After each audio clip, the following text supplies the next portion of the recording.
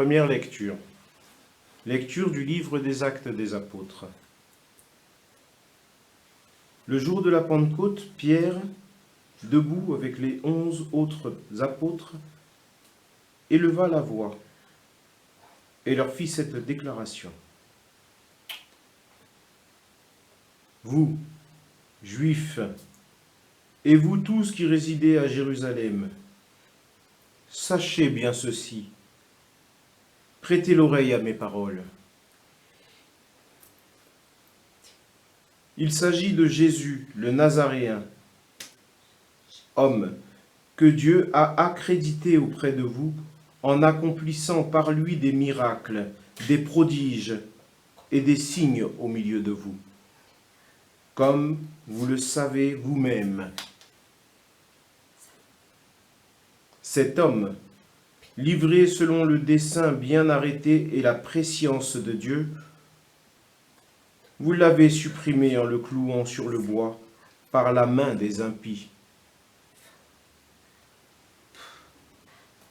Mais Dieu l'a ressuscité en le délivrant des douleurs de la mort, car il n'était pas possible qu'elle le retienne en son pouvoir.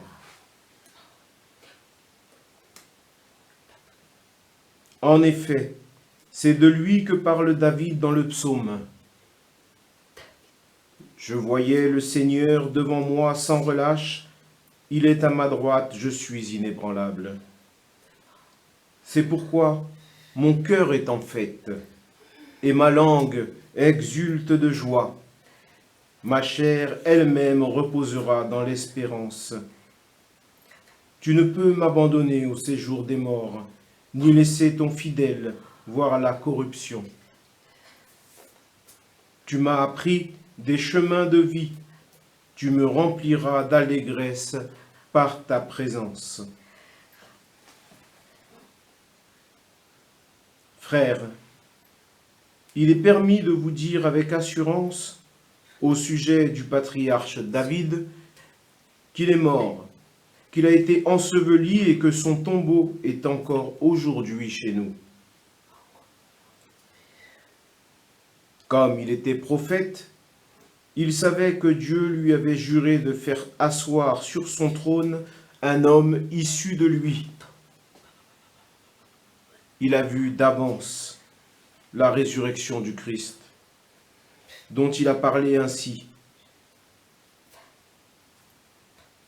Il n'a pas été abandonné à la mort, et sa chair n'a pas vu la corruption.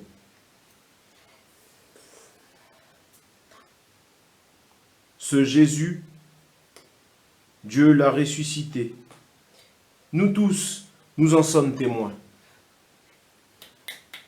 Élevé par la droite de Dieu, il a reçu du Père l'Esprit Saint qui était promis, et il l'a répandu sur nous, ainsi que vous le voyez et l'entendez.